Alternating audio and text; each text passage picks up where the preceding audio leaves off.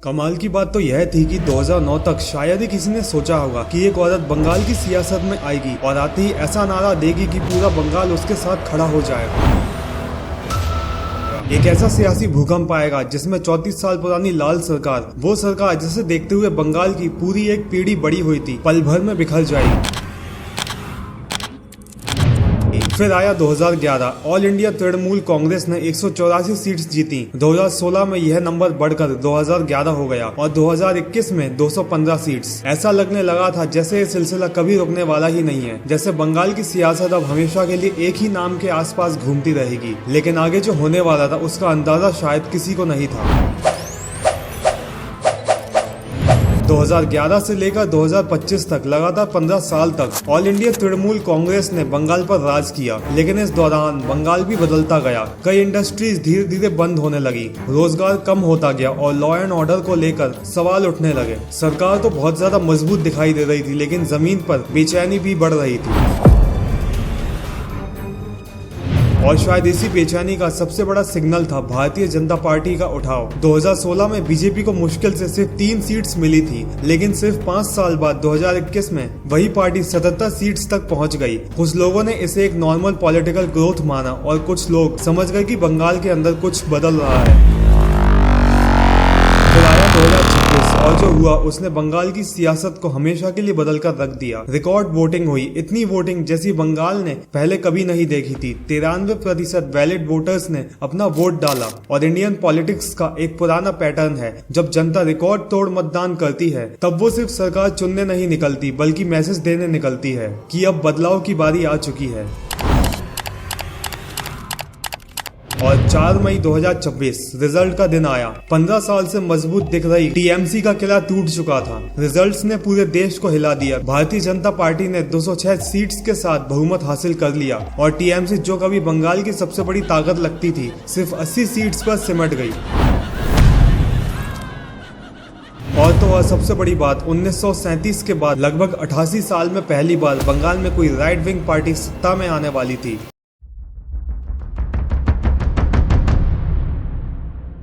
देखिए, वैसे तो बंगाल का नाम सुनते ही एक अलग सी भावना जागने लगती है, क्योंकि यह वही जमीन है जिसने रविंद्रनाथ टैगोर, सुभाष चंद्र बोस और सत्यजीत राय जैसे महान लोगों को जन्म दिया। यह धरती क्रांतिकारियों की रही है, शायरों की रही है, इंटेलेक्चुअल्स की रही है। लेकिन जब बात राजनीति की आती है तो बंगाल की सियासत हमेशा कुछ अलग ही नजर आई है। और यहाँ जो भी सियासी क्रांति हुई है वो हमेशा ड्रामेटिक रही है। 1977 से लेकर 2011 तक पूरे 34 साल तक वेस्ट बंगाल में लेफ्ट फ्रंट का राज रहा। कम्युनिस्ट पार्टी ऑफ इंडिया के नेतृत्व में बनी सरकार धीरे धीरे एक ऐसी पॉलिटिकल ताकत बन गई थी जिसे तोड़ना लगभग नामुमकिन माना जाने लगा था। ज्योति बासु, फिर बुद्धदेव भट्टाचार्य जी, ये सिर्फ नेता नहीं थे बल्कि बंगाल की सियासत की पहचान बन चुके थे। लेकिन इतिहास का एक सच यह भी है कि कोई भी सत्ता हमेशा नहीं टिकती। हर हेजेमनी का एक ना एक दिन अंत जरूर होता है और बंगाल की इस लाल सरकार का अंत लेकर आई एक ऐसी औरत जिसे लोग प्यार से दीदी कहते थे। ममता बनर्जी एक ऐसा नाम जिसने बंगाल की सियासत में अलग ही तरह का जोश भर दिया था। कुछ लोगों के लिए वो एक प्रेरणा बनी, कुछ के लिए विरोध की वजह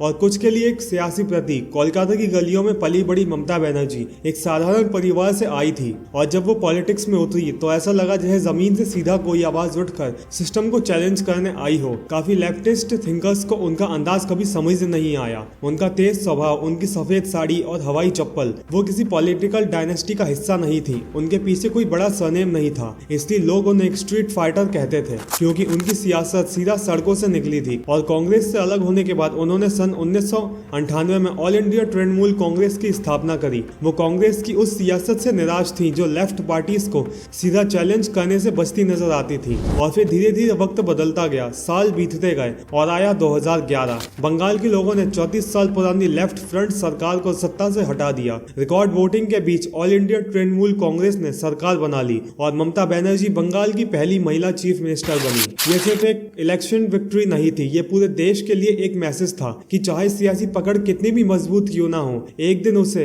बदला जा सकता है। लेकिन सत्ता के अपने खतरे होते हैं। सत्ता धीरे धीरे इंसान को बदल देती है। जो कभी सिस्टम के खिलाफ लड़ता है, एक वक्त के बाद वही सिस्टम का हिस्सा बन जाता है। और जब आप सिस्टम का हिस्सा बन जाते हैं तब वो सिस्टम की हर कमी, हर गलती सिर्फ आपसे ही नहीं बल्कि आपकी पार्टी के नाम से भी जुड़ने लगती है। और धीरे धीरे यही चीज ममता बनर्जी के साथ होने लगी। 2011 से 2014 के बीच वो नेशनल पॉलिटिक्स में भी एक बड़ा चेहरा बनकर उभरी। और जब 2014 में नरेंद्र मोदी प्राइम मिनिस्टर बने तो अपोजिशन में एक बड़ा वैक्यूम था। कांग्रेस कमजोर पड़ रही थी और उस दौरान ममता बनर्जी अपनी फियरलेस इमेज के साथ बीजेपी विरोधी राजनीति का एक मजबूत सिंबल बन गई। ममता बनर्जी ने धीरे धीरे अपनी पॉलिटिक्स को बंगाल के माइनॉरिटीज, खासकर मुस्लिम्स की सुरक्षा के नैरेटिव के साथ जोड़ दिया। और जैसे जैसे भारतीय जनता पार्टी बंगाल में एग्रेसिवली अपनी जगह बनाने की कोशिश कर रही थी, वैसे वैसे ममता बनर्जी खुद को उसके सामने एक मजबूत दीवार के रूप में पेश करने लगी। फिर आया 2021 का इलेक्शन। अपोनियन पोल्स क्लोज फाइट दिखा रहे थे।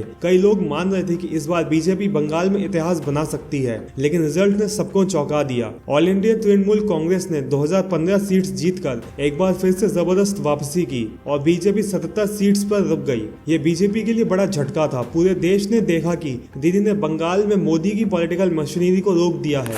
और इसी जीत के बाद ममता बनर्जी नेशनल अपोजिशन का एक बहुत बड़ा चेहरा बनकर उभरी। लेकिन इसी दौरान एक ऐसा चेहरा भी सामने आया जो 2021 में तो बीजेपी को जीत नहीं दिला सका, लेकिन आगे चलकर वही बीजेपी का सबसे बड़ा सियासी हथियार बना और उसका नाम था शुभेंदु अधिकारी। ये वही नेता था जो एक वक्त पर ममता बनर्जी के सबसे करीबी लोगों में गिने जाता था। 3 बार टीएमसी के टिकट पर एमपी रहे, कैबिनेट मिनिस्टर बने और ममता बनर्जी उन्हें लगभग अपने भाई जैसा मानती थी। लेकिन सियासत में रिश्तों की उम्र बहुत लंबी नहीं होती। यहाँ अपना और पराया के बीच की लाइन को बदला जा सकता है और कब ये कोई नहीं जानता। और दिसंबर 2020 में शुभेंदु अधिकारी ने टीएमसी छोड़कर भारतीय जनता पार्टी ज्वाइन कर ली। कहा गया कि वो अभिषेक बनर्जी के बढ़ते इन्फ्लुएंस से खुश नहीं थे, लेकिन यह सिर्फ एक नेता का पार्टी बदलना नहीं था। उनके साथ साथ कई एमएलएस और टीएमसी के बड़े चेहरे भी बीजेपी में चले गए। बंगाल की सियासत के अंदर एक बड़ा क्रैक दिखना शुरू हो चुका था। फिर आया 2021 का वो इलेक्शन जिसने बंगाल को एक पॉलिटिकल बैटलफील्ड में बदल दिया। ममता बनर्जी ने फैसला किया कि वो नंदीग्राम से चुनाव लड़ेंगी,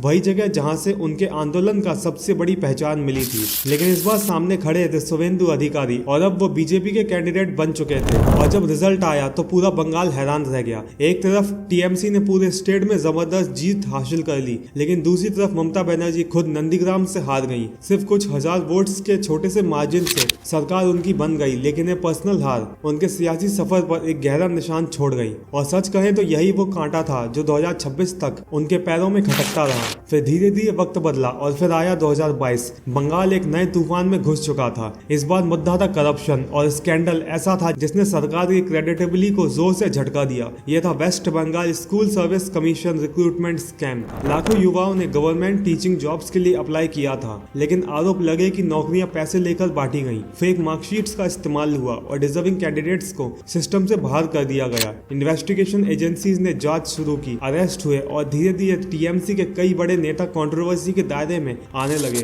अपोजिशन ने इस मुद्दे को एग्रेसिवली उठाया और देखते ही देखते करप्शन बंगाल की पॉलिटिक्स का सेंट्रल इशू बन गया। सबसे बड़ा असर बंगाल के युवाओं पर पड़ा। धीरे धीरे उनके अंदर एक गहरा गुस्सा जमा होने लगा। बेरोजगारी का गुस्सा, रिक्रूटमेंट का गुस्सा और सिस्टम का धोखा खाने का गुस्सा। बहुत से लोगों के लिए यह सिर्फ एक पॉलिटिकल कंट्रोवर्सी नहीं रही, बल्कि उनके सपनों, उनके कैरियर और उनके फ्यूचर पर सीधा हमला था। इसी तनाव और सियासी कलेश के बीच वक्त आगे बढ़ता रहा और फिर आया अगस्त 2024। एक रात RG Kar medical college and hospital में एक ट्रेनी डॉक्टर के साथ सेमिनार हॉल के अंदर एक बेहद दर्दनाक और शर्मनाक अपराध हुआ। शुरुआत में यह एक लोकल क्राइम स्टोरी लग रही थी, लेकिन धीरे धीरे यह पूरे देश का अटेंशन पॉइंट बन गई। न्यूज चैनल से लेकर सोशल मीडिया तक हर जगह सिर्फ इसी केस की बात होने लगी। और जैसे ही खबर फैली, बंगाल की सड़कों पर गुस्सा फूट पड़ा। डॉक्टर्स प्रोटेस्ट में उतर आए, हॉस्पिटल्स में एजिटेशन शुरू हो गए और इंसाफ की मांग नेशनल डिबेट बन गई। विक्टिम की मां रत्ना देवनाथ एक आम मां की तरह लोगों के सामने आई, सियासत से दूर लेकिन अपनी बेटी के लिए इंसाफ मांगती हुई। और शायद यही चीज इस पूरे केस को और भी ज्यादा इमोशनल बना रही थी। लेकिन जैसे जैसे इन्वेस्टिगेशन आगे बढ़ी, वैसे वैसे सवाल भी बढ़ने लगे। अपोजिशन ने आरोप लगाया कि केस को दबाने की कोशिश क्यों की गई। एविडेंस हैंडलिंग पर भी सवाल उठाने लगे और धीरे धीरे लॉ एंड ऑर्डर को लेकर ममता बनर्जी की सरकार सीधे निशाने पर आ गई। दीदी जो कभी बंगाल में वुमेन एम्पावरमेंट का एक पावरफुल सिंबल मानी जाती थी, इस केस के बाद धीरे धीरे खुद सिस्टम का चेहरा लगने लगी और बंगाल की कई महिलाओं के मन में एक गहरा दर्द और अविश्वास पैदा हुआ जो इलेक्शन तक भी पूरी तरह खत्म नहीं हो पाया। आरजीकर मेडिकल कॉलेज और हॉस्पिटल का यह केस एक ऐसे मोरल अर्थक्वेक की तरह सामने आया जिसके आफ्टर शॉक्स अप्रैल 2026 तक महसूस किए गए। और अब टाइमलाइन को थोड़ा और आगे बढ़ाते हैं 2025 के एंड की तरफ। दिल्ली में भारतीय जनता पार्टी की असेंबली इलेक्शन में बड़ी जीत के बाद शुभेंदु अधिकारी अधिकारी ने एक अग्रेसिव कमेंट दिया, दिल्ली की जीत हमारी है, 2026 में बंगाल की बारी है। और ये सिर्फ एक पॉलिटिकल स्लोगन नहीं बल्कि ये एक सीधा सिग्नल था कि बीजेपी अब बंगाल के लिए अपनी पूरी पॉलिटिकल मशीनरी झोंकने वाली है। लेकिन इलेक्शन से पहले बंगाल की सियासत में एक और बड़ा विवाद सामने आया और इस कंट्रोवर्सी ने पूरे पॉलिटिकल एटमॉस्फेयर को और भी ज्यादा एक्सप्लोसिव बना दिया। इस कंट्रोवर्सी का नाम था SIR यानी special investigation revision. Election commission of India ने वेस्ट बंगाल में वोटर रोल्स की स्पेशल इंटेंसिव रिवीजन शुरू की। इस प्रोसेस के बाद लाखों वोटर्स के नाम इलेक्टोरल रोल्स से हटा दिए गए या फिर डिस्प्यूट कैटेगरी में डाल दिए गए। अपोजिशन ने इस प्रोसेस की ट्रांसपेरेंसी और स्पीड पर सवाल उठाए। उनका कहना था कि वेरिफिकेशन बहुत जल्दी में की गई और जेन्युइन वोटर्स भी लिस्ट से बाहर हो गए। और वहीं दूसरी तरफ सपोर्टर्स का कहना था कि बोगस वोटर्स को हटाने के लिए यह एक्सरसाइज बहुत ज्यादा जरूरी थी। और वहीं दूसरी तरफ ममता बनर्जी और ऑल इंडिया तृणमूल कांग्रेस ने इस प्रोसेस को खुलकर विरोध किया। ममता बनर्जी इस मामले को लेकर सुप्रीम कोर्ट तक पहुंच गई और उन्होंने पूरी प्रोसेस को ओपैक, हैस्टी और अनकॉन्स्टिट्यूशनल बताया। कोर्ट ने तुरंत वोटिंग राइट्स रिस्टोर किए, लेकिन इलेक्शन कमीशन ऑफ इंडिया को इफेक्टेड वोटर्स की लिस्ट पब्लिक करने का डायरेक्शन जरूर दिया गया। और इसी के साथ बंगाल का पॉलिटिकल टेम्परेचर और भी ज्यादा बढ़ने लगा, क्योंकि अब ये इलेक्शन सिर्फ सीट्स की लड़ाई नहीं रह गया था बल्कि नैरेटिव, ट्रस्ट और पब्लिक एंगर की जंग बन चुका था। और इसी बीच सिटीजनशिप अमेंडमेंट एक्ट यानी CAA एक बार फिर बंगाल की पॉलिटिक्स के सेंटर में आ गया। भारतीय जनता पार्टी के लीडर्स लगातार यह प्रॉमिस कर रहे थे कि अगर बंगाल में उनकी सरकार बनी तो सिटीजनशिप प्रोसेस को और तेज किया जाएगा। वहीं दूसरी तरफ ऑल इंडिया तृणमूल कांग्रेस का आरोप था कि CAA, SIR और सिटीजनशिप रेटोरिक का इस्तेमाल वोटर्स को पोलराइज करने के लिए किया जा रहा है। लेकिन बंगाल का सियासी माहौल यहीं तक सीमित नहीं रहा। बॉर्डर सिक्योरिटी और इन्फिल्ट्रेशन भी इलेक्शन कैंपेन का एक बड़ा मुद्दा बन गए। बीजेपी लीडर्स बार बार cross border movement, border fencing और सिलीगुड़ी कॉरिडोर को नेशनल सिक्योरिटी के पर्सपेक्टिव से उठा रहे थे। और वह TMC का कहना था कि यह सब कम्युनल पोलराइजेशन की पॉलिटिक्स है और पब्लिक इमोशंस को डिवाइड करने की कोशिश की जा रही है। धीरे धीरे बंगाल का पॉलिटिकल एटमॉस्फेयर इतना गर्म हो चुका था कि हर तरफ सिर्फ इलेक्शन की ही बातें हो रही थी। एक तरफ SIR और वोटर रोल्स को लेकर पॉलिटिकल स्टॉर्म चल रहा था, तो वही दूसरी तरफ बीजेपी की कैंपेन फुल थ्रोटल पर काम कर रही थी। PM Narendra Modi, home minister Amit Shah लगातार बंगाल में रैलीज कर रहे थे और लगभग हर रैली में कुछ थीम्स बार बार रिपीट हो रही थी, जैसे कि Bangladeshi infiltrators, appeasement politics, TMC के गुंडे, स्कूल स्कैम और RG कर केस। लेकिन ममता बनर्जी भी चुप बैठने वालों में से कहां थी। उन्होंने अपनी वुमेन सेंट्रिक वेलफेयर स्कीम्स को एग्रेसिवली हाईलाइट करना शुरू किया और साथ ही बीजेपी के खिलाफ बंगाली आइडेंटिटी और रीजनल प्राइड का नैरेटिव भी मजबूती से सामने रखा। ऑल इंडिया तृणमूल कांग्रेस खुद को बंगाल असीमता का रक्षक बता रही थी, जबकि Bharatiya Janata party citizenship, migration और हिंदू कंसोलिडेशन के नैरेटिव को एग्रेसिवली पुश कर रही थी। लेकिन इस इलेक्शन का सबसे पावरफुल वेपन कुछ और ही था और उस वेपन का नाम था लक्ष्मी भंडार। लक्ष्मी भंडार एक ऐसी स्कीम थी जिसमें बंगाल की महिलाओं के बैंक अकाउंट में हर महीने सीधे पैसे ट्रांसफर किए जाते थे। लाखों महिलाओं के लिए यह सिर्फ एक वेलफेयर स्कीम नहीं थी बल्कि फाइनेंशियल इंडिपेंडेंस का एक नया रास्ता था। और धीरे धीरे इसी स्कीम ने ममता बनर्जी और बंगाल की वुमेन वोटर्स के बीच एक इमोशनल ट्रस्ट बिल्ड कर दिया। फिर वक्त और आगे बढ़ा और 15 मार्च 2026 को इलेक्शन कमीशन ऑफ इंडिया ने इलेक्शन शेड्यूल जारी कर दिया, जिसमें 23 अप्रैल 2026 के दिन फेज 1 और 29 अप्रैल 2026 के दिन फेज 2 की वोटिंग होनी थी और बंगाल की सभी 294 असेंबली सीट्स पर वोटिंग होनी थी। और रिजल्ट की तारीख रखी गई 4 मई 2026। लेकिन कैंडिडेट्स की फाइनल लिस्ट आने के बाद बीजेपी ने एक ऐसा पॉलिटिकल मूव खेला जिसने पूरी इलेक्शन का इमोशनल नैरेटिव ही बदल दिया और वो नाम था रत्ना देवनाथ। आरजीकर विक्टिम की मां रत्ना देवनाथ को भारतीय जनता पार्टी ने पनिहाती कंस्टिट्यूएंसी से कैंडिडेट बना दिया। यह वही सीट थी जिसे 2011 से TMC का एक मजबूत स्ट्रॉन्ग होल्ड माना जाता था, खासकर नॉर्थ 24 परगनास का इंडस्ट्रियल बेल्ट। और बीजेपी को पता था कि यह सिर्फ एक कैंडिडेट नहीं है, यह एक इमोशन है, एक नैरेटिव है और शायद पूरे इलेक्शन का सबसे इमोशनल पॉलिटिकल कार्ड भी। इस एक डिसीजन ने पूरे इलेक्शन का नैरेटिव ही बदल दिया। अब ये सिर्फ दीदी वर्सेस मोदी की लड़ाई नहीं लग रही थी, बल्कि धीरे धीरे यह सिटीजन वर्सेस सिस्टम का रूप लेने लगी थी। हर बीजेपी रैली में रत्ना देवनाथ की मौजूदगी लोगों को आरजीकर मेडिकल कॉलेज और हॉस्पिटल ट्रेजेडी की याद दिला रही थी। रत्ना देवनाथ कोई एक्सपीरियंस पॉलिटिशियन नहीं थी, ना उनका कोई पॉलिटिकल बैकग्राउंड था,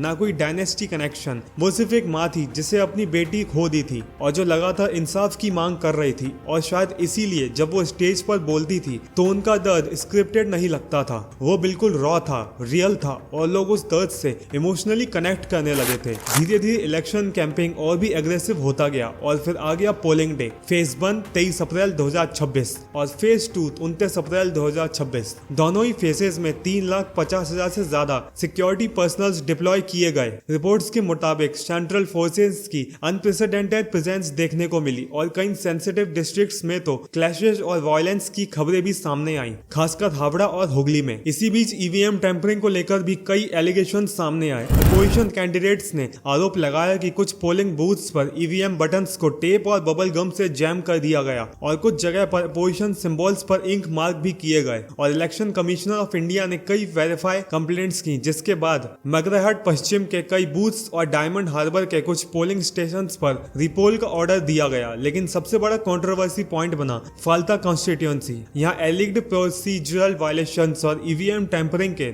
एक्यूजन्स इतने ज्यादा बढ़ गए कि पूरी असेंबली कॉन्स्टिट्यूएंसी में रिपोल शेड्यूल करना पड़ा और इसी वजह से फाल्ता बंगाल इलेक्शन का सबसे ड्रामेटिक एडमिनिस्ट्रेटिव इंटरवेंशन बन गया। लेकिन इन सब कंट्रोवर्सीज के बीच जो चीज सबसे ज्यादा शॉकिंग थी वो था वोटर टर्नआउट, जो कि रिकॉर्ड 92.93% था। बंगाल असेंबली इलेक्शन हिस्ट्री का सबसे बड़ा turnout. Crore of voters polling booths तक पहुंचे और ये तब हुआ जब वोटर रोल्स को लेकर पहले इतना बड़ा पॉलिटिकल स्टॉर्म चल रहा था। ऐसा लग रहा था जैसे बंगाल की अवाम किसी चीज का जवाब देने निकली हो। कहीं गुस्सा था, कहीं डर था, कहीं बदलाव की भूख थी और कहीं एक इमोशनल मोबिलाइजेशन देखने को मिला। और फिर देखते ही देखते आया 4 मई 2025, काउंटिंग का दिन। पूरे देश की नजर बंगाल पर टिक चुकी थी। न्यूज रूम्स रेडी थे, पॉलिटिकल वॉर रूम्स में स्क्रीन्स चल रही थी, बीजेपी वर्कर्स के दिल की धड़कनें तेज थी और टीएमसी कैंपस में अब भी एक क्लोज फाइट की उम्मीद जिंदा थी। लेकिन जैसे ही पहले ट्रेंड्स आने शुरू हुए, नैरेटिव धीरे धीरे क्लियर होने लगे। सीट दर seat Bharatiya Janata party lead लेने लगी। पनीहाटी में रत्ना देवनाथ बड़ी लीड के साथ आगे निकल गई। वो सीट जो सालों तक टीएमसी का फोर्ट्रेस मानी जाती थी, वहाँ हवा बदलती हुई साफ दिखने लगी थी।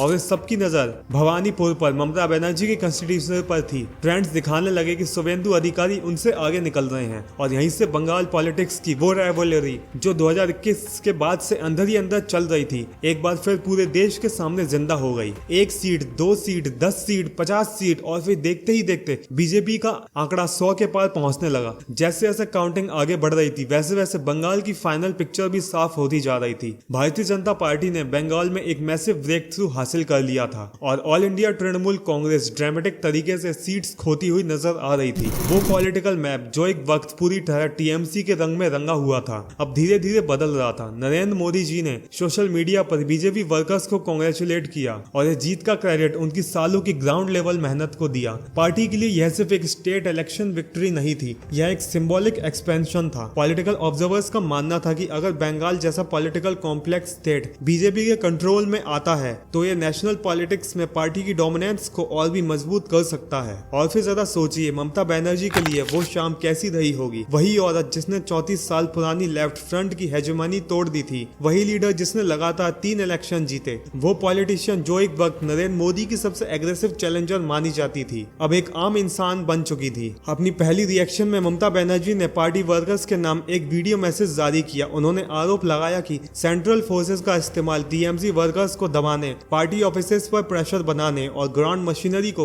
वीक करने के लिए किया गया। वो दीदी जो कभी सिस्टम के खिलाफ लड़ने वाली एक बागी नेता की इमेज रखती थी, अब धीरे धीरे एक ऐसे लीडर की तरह दिख रही थी जिसके हाथों से पूरा सियासी किला फिसल रहा था। लेकिन इस बार बंगाल अपना फैसला सुना चुका था और अब सबसे बड़ा सवाल यह था, आखिर ये जीत इतनी बड़ी कैसे हो गई। देखिए यह सिर्फ एक फैक्टर की वजह से नहीं हुआ था। अलग अलग एनालिस्ट और पॉलिटिकल ऑब्जर्वर्स के असेसमेंट को अगर साथ जोड़ा जाए तो एक लेयर्ड पिक्चर सामने आती है और इस मैसिव डिफीट के पीछे कुछ बड़े रीजंस बार बार सामने आए। सबसे पहला फैक्टर था एंटी इनकम्बेंसी। पॉलिटिकल एनालिस्ट का मानना था कि 15 साल तक सत्ता में रहने के बाद ऑल इंडिया तृणमूल कांग्रेस के पास वोटर्स को देने के लिए कोई फ्रेश पॉलिटिकल नैरेटिव नहीं बचा था। धीरे धीरे गवर्नेंस फैटिक दिखने लगी थी और जब कोई पार्टी इतने लंबे वक्त तक पावर में रहती है तो हर करप्शन एलिगेशन, हर एडमिनिस्ट्रेटिव फेलियर और पब्लिक फ्रस्ट्रेशन का हर बोझ उसी के अकाउंट में जमा होने लगता है। दूसरा फैक्टर था रिलीजियस पोलराइजेशन और आइडेंटिटी पॉलिटिक्स। रिसर्चर्स ने ऑब्जर्व किया कि अर्बन बंगाल बंगाल खासकर अर्बन मेल वोटर्स पहले के मुकाबले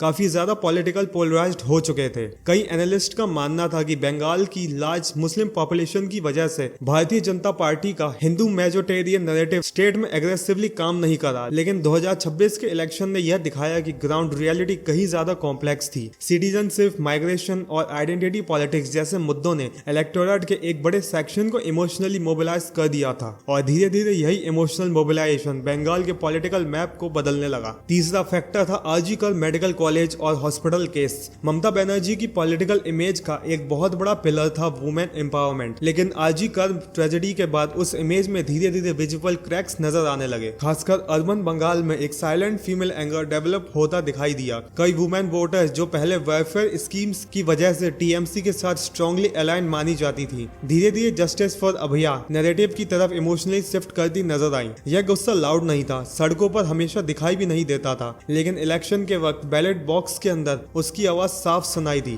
चौथा फैक्टर था sir controversy. Special intensive revision ने वोटर आइडेंटिटी और सिटीजनशिप को इलेक्शन का इमोशनल इशू बना दिया था। एक बार जब वल्नरेबल कम्युनिटीज के बीच यह डर बैठ गया कि क्या मेरा नाम भी वोटर लिस्ट में से काट दिया जाएगा, तो पॉलिटिक्स सिर्फ नॉर्मल कैंपेनिंग तक सीमित नहीं रहा। पॉलिटिकल एनालिस्ट के मुताबिक इस प्रोसेस ने बंगाल में एक डीप साइकोलॉजिकल पोलराइजेशन क्रिएट कर दिया और आयरनी यह थी कि जिस वोटर बेस पर all India Trinamool Congress traditionally सबसे ज्यादा डिपेंड करती थी, वही अनसर्टेनिटी और कंफ्यूजन से सबसे ज्यादा इफेक्टेड नजर आई। पांचवा फैक्टर था सिक्योरिटी फोर्सेस की अनप्रेसिडेंटेड डिप्लॉयमेंट। कई एनालिस्ट का मानना था कि इस बार हैवी सेंट्रल सिक्योरिटी प्रेजेंस ने पूरी इलेक्शन एटमॉस्फेयर को ड्रामेटिकली बदल दिया। जो वोटर्स पहले एलिजिडली लोकल इंटिमिडेशन या ग्राउंड लेवल प्रेशर की वजह से ओपनली वोट करने में हेजिटेंट रहते थे, उन्होंने इस बार कंपैरेटिवली ज्यादा कॉन्फिडेंस के साथ पोलिंग में पार्टिसिपेट किया और शायद इसी वजह से बंगाल में इतना मैसिव टर्नआउट देखने को मिला।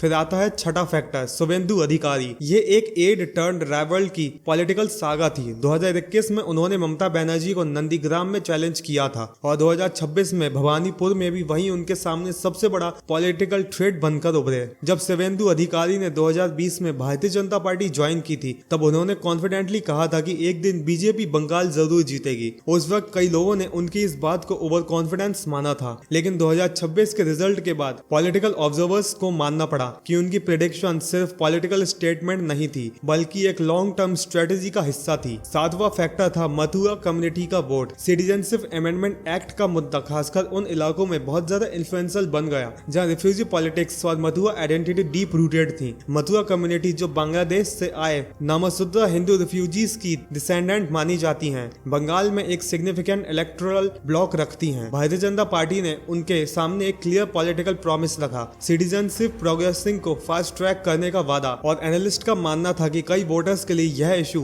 वेलफेयर स्कीम से भी ज्यादा इमोशनल और पर्सनल बन चुका था, क्योंकि उनके लिए यह सिर्फ पॉलिटिक्स नहीं, एक आइडेंटिटी का सवाल था, अपनापन का सवाल था और परमानेंट फ्यूचर की गारंटी का सवाल था। आठवां फैक्टर था टर्नआउट और नए पोलिंग बूथ्स। अर्बन बंगाल खासकर कोलकाता मेट्रोपॉलिटन रीजन में हाई रश सोसाइटी और बड़े सोसाइटी कॉम्प्लेक्स के अंदर नई पोलिंग बूथ्स बनाए गए। इसका सीधा असर वोटिंग पार्टिसिपेशन पर पड़ा। Elderly voters, middle class families और वर्किंग प्रोफेशनल्स के लिए वोटिंग इस बार कंपैरेटिवली ज्यादा कन्वीनियंट हो गई। पॉलिटिकल ऑब्जर्वर्स ने नोट किया कि अर्बन पार्टिसिपेशन इस इलेक्शन में अनयूजुअल तरीके से हाई था और कई एनालिस्ट का मानना था कि इस अर्बन टर्नआउट ने फाइनल रिजल्ट पर नोटिसेबल इम्पैक्ट डाला। और फिर नवा फैक्टर आता है नेशनल एंटी इनकम्बेंसी मूड। यह सिर्फ बंगाल तक सीमित नहीं रहा, पूरे देश में एक ब्रॉडर पॉलिटिकल पैटर्न उभरता हुआ दिख रहा था। कई स्टेट्स में वोटर्स एस्टेब्लिश पॉलिटिकल फोर्सेस को चैलेंज कर रहे थे, कई रीजनल पार्टीज वीक पड़ रही थी, कई पुराने अलायंस टूट रहे थे और कई नए पॉलिटिकल एक्सपेरिमेंट सामने आ रहे थे। पॉलिटिकल एनालिस्ट के मुताबिक बंगाल भी उससे नेशनल मूड का एक हिस्सा बन गया था, एक ऐसा मूड जहां वोटर्स कंटिन्यूटी से ज्यादा चेंज को रिवॉर्ड करते नजर आ रहे थे। लेकिन ये इलेक्शन सिर्फ एक स्टेट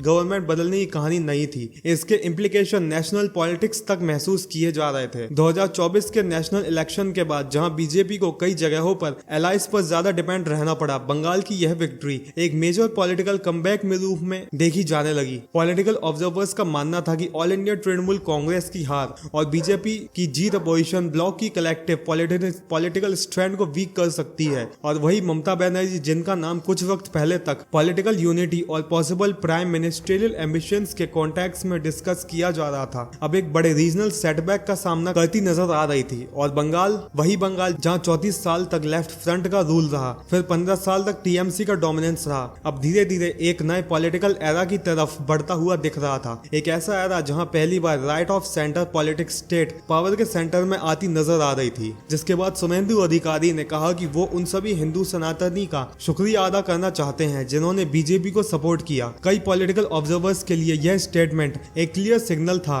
कि बंगाल की पॉलिटिक्स में आइडेंटिटी और रिलीजियस कंसोलिडेशन अब ओपनली सेंट्रल रोल प्ले करने लगे हैं और धीरे धीरे ओवरऑल पॉलिटिकल पिक्चर काफी हद तक क्लियर हो चुकी थी। लेकिन उस पूरी तस्वीर में एक बात बार बार सामने आ रही थी, बंगाल की सियासत बदल चुकी थी। वो बंगाल जो कभी कम्युनिस्ट आइडियोलॉजी का सबसे बड़ा घर माना जाता था, वही बंगाल जो बाद में ममता बनर्जी की पॉपुलिस्ट पॉलिटिक्स का सेंटर बना, अब एक नए आइडियोलॉजिकल फेज में एंटर करता हुआ नजर आ रहा था। लेकिन इतना सब देखने के बाद भी एक नेचुरल सवाल उठता है, क्या ये सब पहले से तय था? कि ममता बनर्जी की हार इनएविटेबल थी या फिर बंगाल ने अपने आखिरी पल में अपना मूड बदला? शायद नहीं, क्योंकि राजनीति में कुछ भी परमानेंटली फिक्स्ड नहीं होता। 2021 में भी बहुत लोगों ने कॉन्फिडेंस के साथ प्रेडिक्ट किया था कि बीजेपी बंगाल जीतेगी, लेकिन उस वक्त ऑल इंडिया तृणमूल कांग्रेस ने मैसिव कमबैक कर दिया था। 2024 के जनरल इलेक्शंस में भी बीजेपी बंगाल में अपना एक्सपेक्टेड मोमेंटम मेंटेन नहीं कर पाई थी। तो फिर 2026 में इतना बड़ा शिफ्ट कैसे आया? शायद इसका जवाब किसी एक इवेंट में नहीं था, शायद यह कई छोटी बड़ी चीजों का धीरे धीरे जमा होता हुआ प्रेशर था। Corruption, allegations,